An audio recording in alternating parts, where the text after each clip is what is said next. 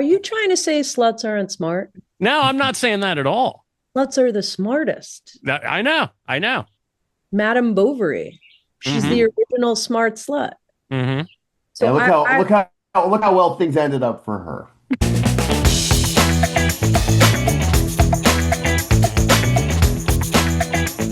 Hello, ladies and gentlemen, and welcome to Good Times and the Greatest. My name is Johnny Goodtimes, your affable quiz master. I am joined by my ornery partner in crime, Neal Pollack. Neal, a little bit brighter today because you had that big vacation.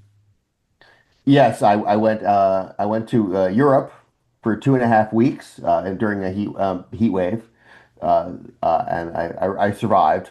Good. I, Because they don't I, have, I, yeah, because normally when those heat waves come through Europe, uh, thousands of people go down. I was in Italy, and Italy has been hot for thousands of years, and so they have some air conditioning. All right, Yeah. well, let's welcome our guest for today's program. She has written numerous books through the years, several of which we'll be talking about throughout the course of today's program. Let's please welcome Amy Sohn. Amy, welcome. so great to see you guys. It is great to be seen, Amy. And you said you are working on a book now. Can you give us any insight to what you're currently working on? Well, Neal, you will love this topic. My book is about Jewish men in the 1950s who invented the sexual revolution. So this is the story of are they like sex researchers or are they Mostly magazine men, so it's sort of around Madison Avenue. Yeah. mm, okay. Yeah. Okay. Yeah. I mean, and if hoping for 2028. Neal Definitely. Neal and I shared a literary agent many years ago, which I think is how we know each other. Yeah. And I remember my literary agent saying to me, I was his client first, and he said, "I really want Neal Pollack." Yeah. Yeah, he got me. He got me and then I proceeded to lose him tons of money and now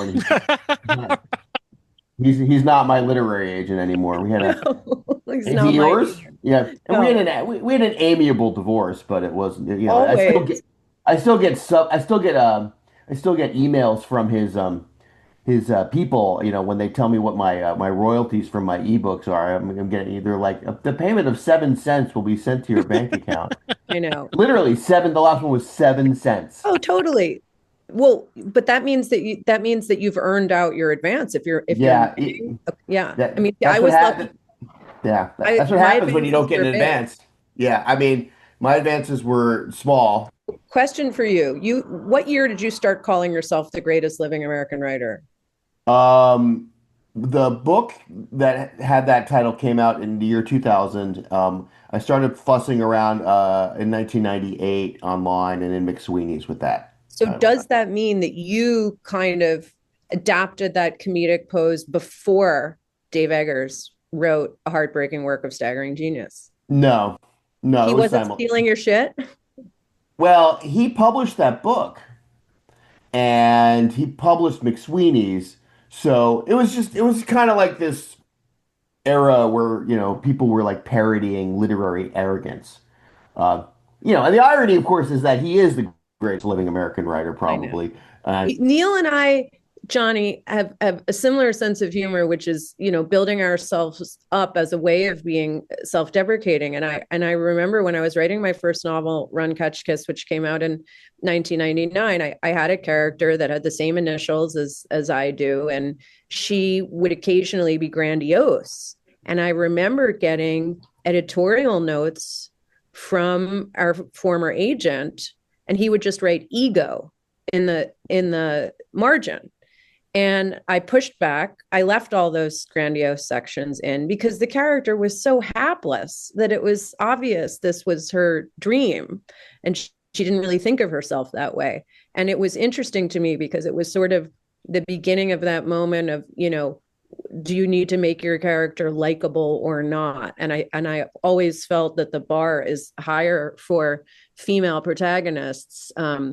They're still after all these years they're not allowed to be unlikable. But like, what a great tradition, like Arturo Bandini. I mean, there's so many freaking psychotic characters who have dreams of grandeur, and there's just as many women that do them as men. Well, was there like something with like it was, we're all Gen X, and like it was kind of, it feels like everything was kind of ironic there for a while. I mean, there's actually, did you guys realize that Coke came out with a OK soda in the 90s? They came out like because they were like, oh, Gen X is proved impervious to traditional marketing. So we're going to tell them that something's just okay. And then they're going to come running. Now, obviously, that completely tanked and it was over in a year. But just kind of like, I feel like that was kind of how we did a lot of things in the 90s, was sort of grandiose but self-deprecating. I think, but the takeaway here is that Amy and I were, we were pretty successful for our time, in our time in the late 90s, early 2000s. We were performing our work in front of like hundreds of people. If often enough, like I opened for They Might Be Giants at the Bowery Ballroom.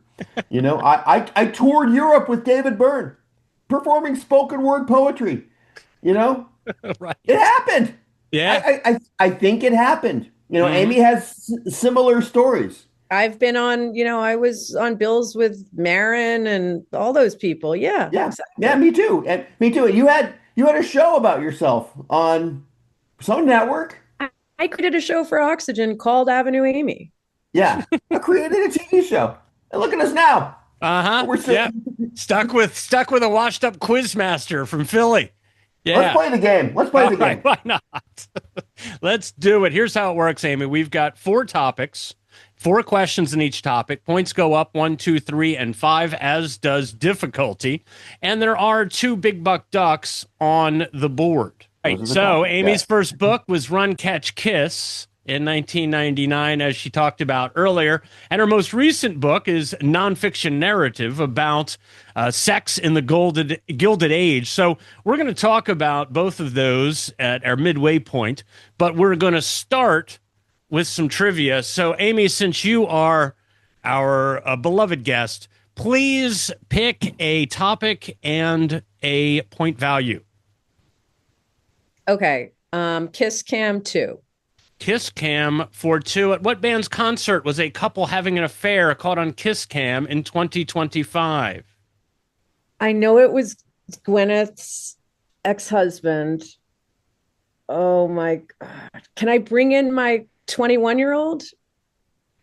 No. Neal? What is okay, like we change the rules every week, so you tell me. Like at points for saying that the lead singer's first name was Chris.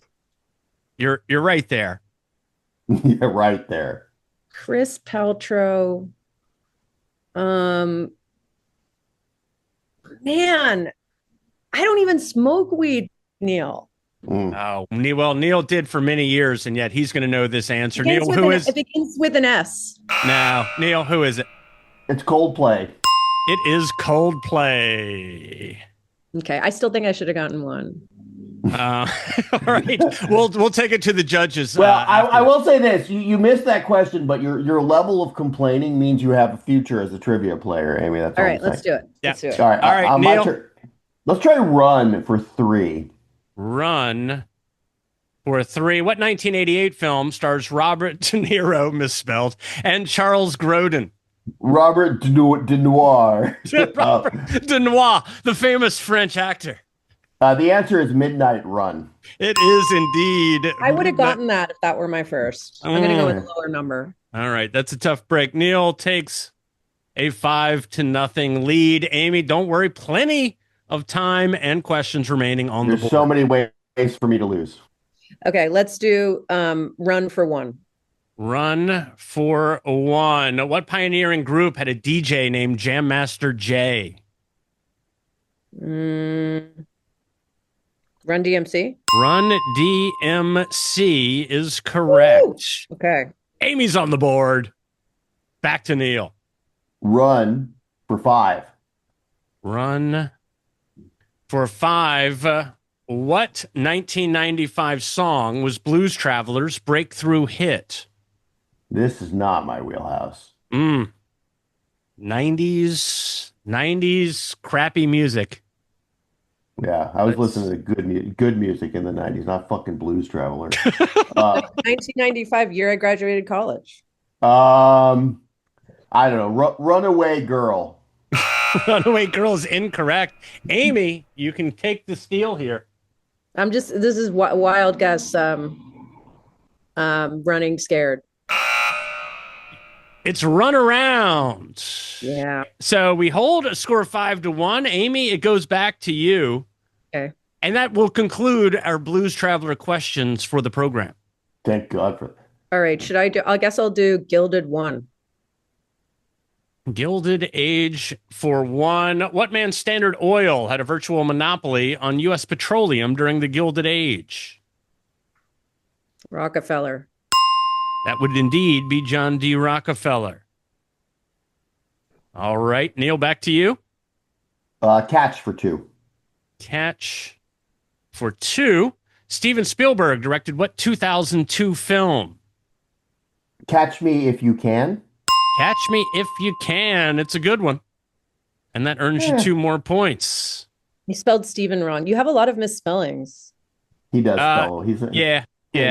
Amy, you might not believe this when you look at a couple of professionals like Neal and myself, but this is a little bit of sort of a ham-handed last-minute project. That might come as a surprise.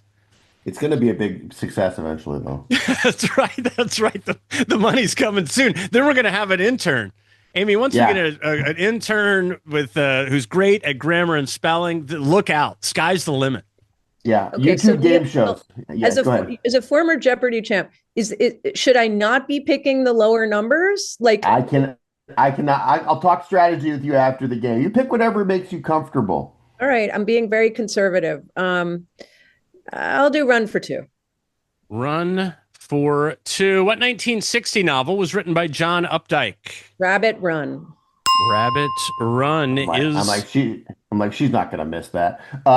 Catch for three. Catch for three. What 1965 song was a hit for Donovan? Oh boy. All right, so you don't know mid 90s bad songs. Do you know mid 60s good songs? That's what we're about to find out, Neal. Catch a Falling Star? Not Catch a Falling Star. Amy, do you want to take a shot? Catch the Wind. Try and catch the wind. Amy has done just that to tie the game at 7 apiece. I've never heard of that song ever. You've heard of Catch the Wind. Have you followed the Dylan Donovan rivalry? No. It's ongoing, huh? Is this like a Drake Meek Mill thing among 80 something men? It was sadder than that. And in Don't Look Back, there's a scene where he's just really mean to Donovan. And he's very strange in that movie, generally speaking. I think it's come out. I think there's a book by a former New York Observer writer about that time period. He was on Whatever Drugs Make You Mean. Which ones are those, Neal? Most of them. But he's really mean to Donovan, and I think Donovan is an underestimated folklorist focused. Total agreement. I think he's a fantastic songwriter, and his songs still hold up 60 years later. I think they still sound great. So, Amy, I want to talk about your more recent book, which was about censorship in the Gilded Age, and kind of for somebody that's written about Sex in the City. I think for some people that might seem like a rather interesting change of pace. What inspired you to write about something like that? Are you trying to say sluts aren't smart? No, I'm not saying that at all. Sluts are the smartest. I know. Madame Bovary. She's the original smart slut. Mm-hmm. So look how well things ended up for her. Neal, I think we got to do a spin-off show. Let's put a pin in that, as they say. I know it's been too long. So I've always been intelligent and I've always liked research, and having written 5 novels, I was a bit burnt out on the form of the novel.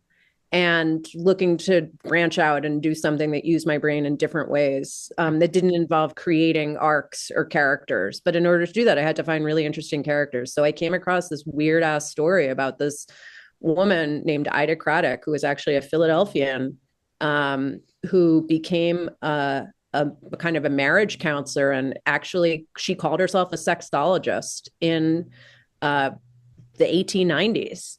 And Anthony Comstock, the famous postal censor, secretary of the New York Society for the Suppression of Vice, found out about this lady, Ida Craddock, who, by the way, called herself Mrs., despite the fact that she had never been married to anyone on this earth. She had a lover in the astral plane who became her husband, and she began calling herself Mrs., which both indicated that she was potentially insane and indicated that she knew she couldn't be an expert on marriage if she was acknowledging having premarital sex, because it was so scandalous. I actually think she was a virgin. She was basically a 45-year-old virgin. And he went after her, Anthony Comstock, chased her in 4 or 5 different cities. And should I tell you how she met her end? Yes. Should I give a spoiler? Yeah, give it to us. She, on the verge of her sentencing in Manhattan, where she was living in the Tenderloin on 23rd Street, not far from today's Chelsea Hotel, just before her mother was to pick her up and take her to court for the sentencing, that night, she drank lamp oil and slit her wrists and wrote this incredible goodbye letter about her teachings and Anthony Comstock. So I started with that story.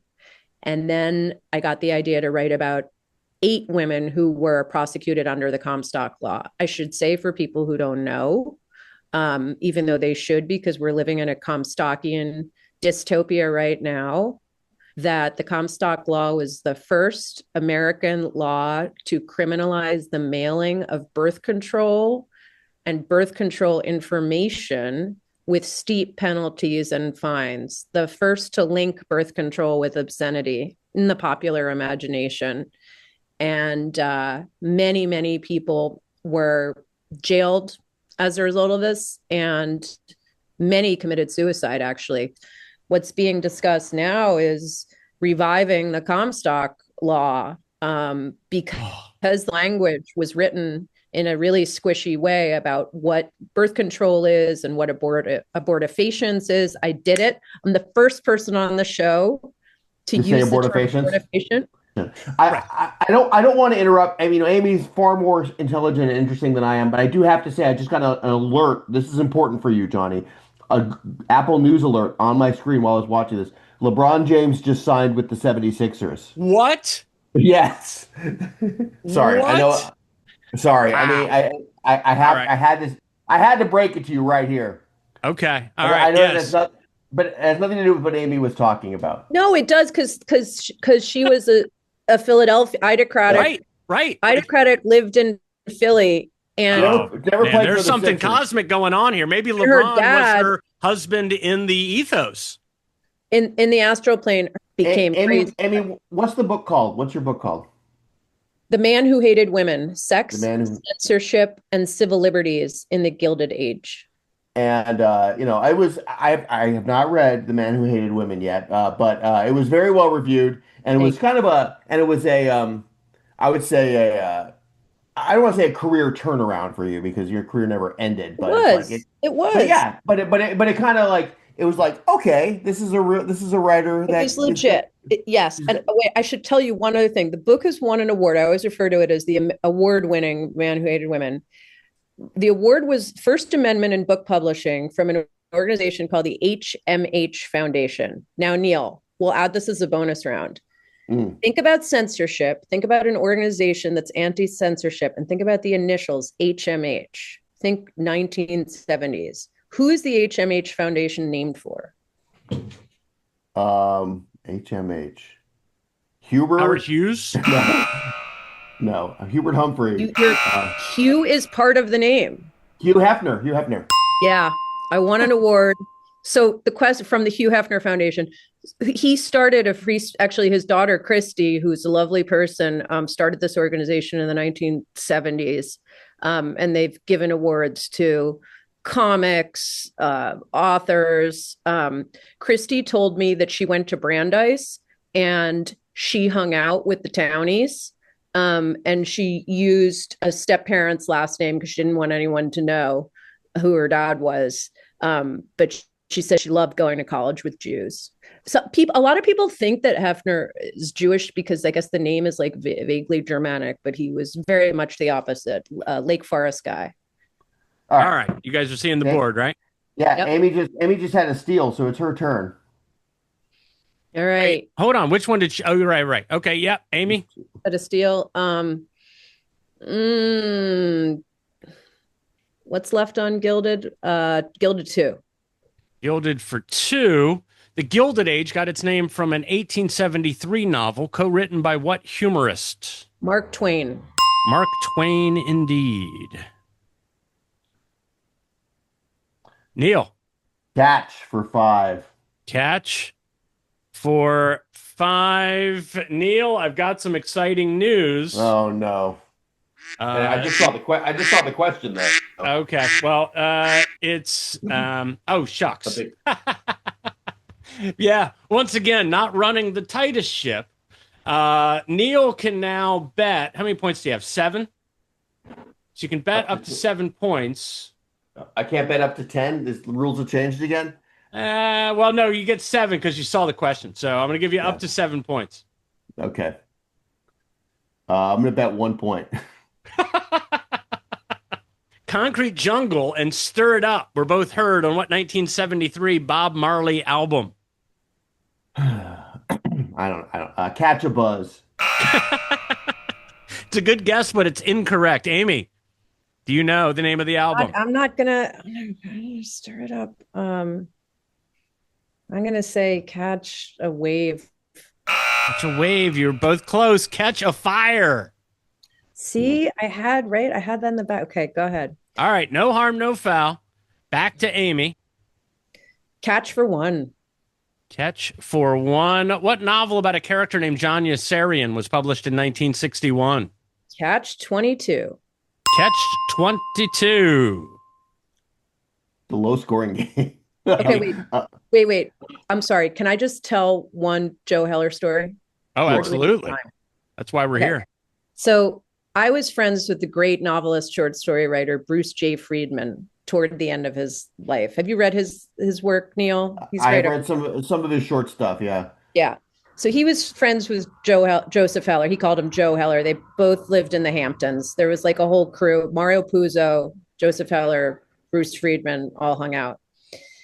Toward the end of his life, Joseph Heller was not in good shape. And he had a full-time nurse caregiver.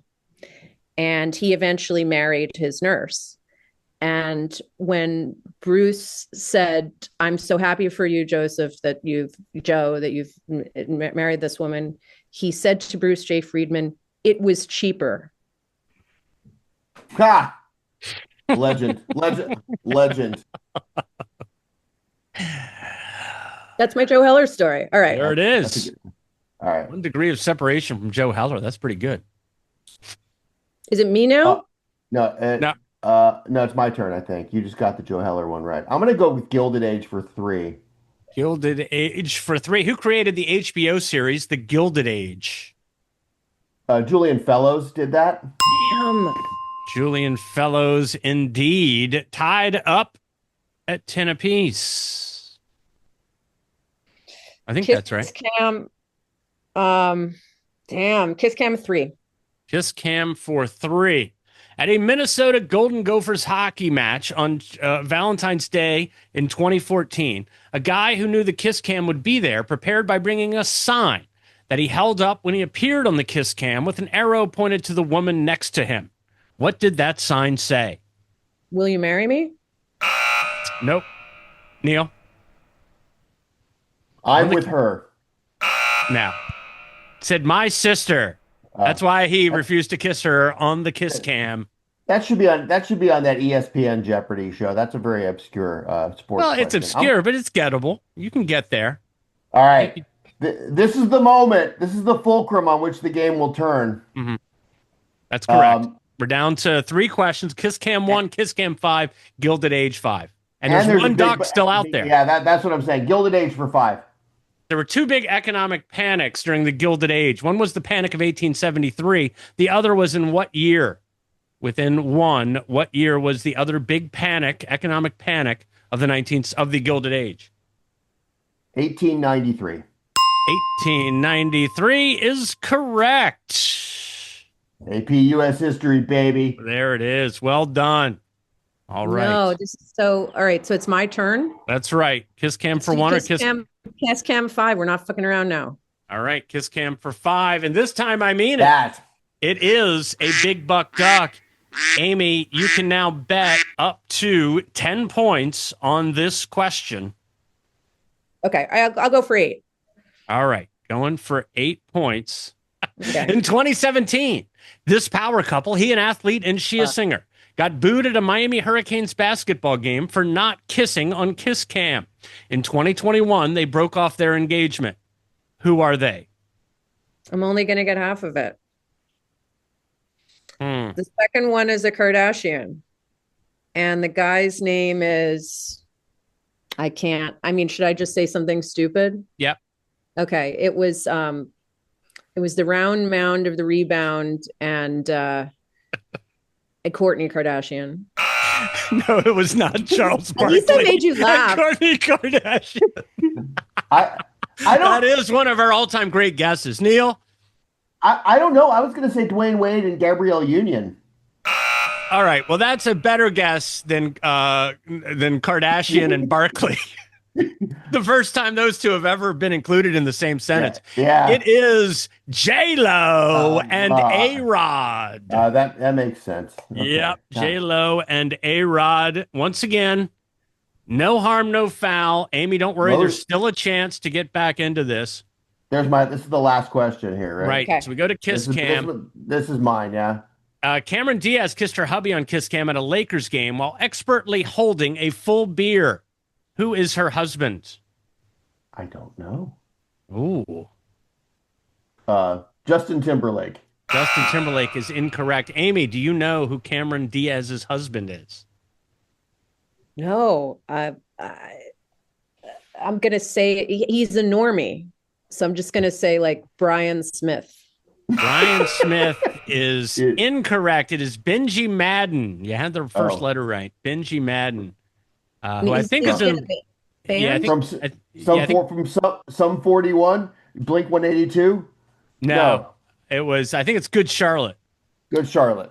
Okay, yeah. He's not a normie, I guess. Wait, so do we have one more round, or this is it? No, we have one more question, and we are going to spin the wheel to determine how much this final question is worth. You don't want any Johnnies. You could get a 6-pointer, a 30-pointer, 20-pointer, 12-pointer, or have to do 3 push-ups. And you don't want any Johnnies. That sends everybody back to 0. All right. Spin it. What in the... All right. Here we go. Wait, I'm sorry. So Neal and I don't actually have to do anything, right? Not yet. Okay. Oh, it's looking like a big one. Oh, boy. 30-pointer. Don't say Where anything. specifically will you find Horseshoe Bend, Bright Angel Trail, and Mather Point? Where specifically will you find Horseshoe Bend, Bright Angel Trail, and Mather Point? All right, folks, while I give them a few seconds to think about the question, write down an answer, and we'll determine a winner. Want to remind you to please follow and like this episode and this show. You can find us on Facebook at Good Times and the Greatest. You can listen to us on Apple Podcasts, on Spotify, or best of all, watch us on YouTube. The greatest trivia game on YouTube is still one of its most unheralded. There have been no Hugh Hefner Awards for Neal and I. No, that's right. That's still out in the future. It's a good show. It really is. Why is my door open? All right. So let's see if our contestants came up with the correct answer. Once again, our question, where specifically will you find Horseshoe Bend, Bright Angel Trail, and Mather Point? Amy, what do you got? This is really stupid. Neal, you already won. Candyland. All right. No. The answer is the Grand Canyon. Yes, you had the CAN right. It is the Grand Canyon. It is not the Grand Candyland, however. So we cannot take your answer even after checking with the judges. I grew up in Arizona, so I went to the Grand Canyon. That's right. Pretty frequently. Yeah, the fix was in. We had to get him a win. Amy, he was on vacation and he came back refreshed. I've been feeling pretty bad about myself, honestly. Mm-hmm. So Neal, you used to live in Philadelphia, right? Very briefly, yeah. Okay, and Johnny, you live in Philadelphia now? Well, I recently moved back to Virginia. I was in Philly for 24 years. Did you guys meet in Philly? Think so. I don't know. Yeah. I don't know exactly. I don't know. Yeah, I don't know. We met. I don't know. He used to play Quizzo. He thinks he played my Quizzo in Philly, but he was also really stoned at the time. So he may or may not have. We definitely met at Geek Bowl, which is another big national trivia thing that we both used to go to every year. Was going to do a plug. I will be in Philadelphia November 4th through 6th, speaking at the Soapbox Conference, which is a free speech conference hosted by the Foundation for Individual Rights and Expression. All right, this is the true bonus round. What do you think the most popular form of Gilded Age contraception was, aside from withdrawal? It involves an instrument. Yeah, like and it's not playing the banjo, so she won't want to fuck you. Maybe like a test tube, inserting a test tube. You're really close. But like copper, something with copper that's like cylindrical. I think the word you're looking for is syringe. A syringe, yes. And syringe was essentially a primitive form of a douche.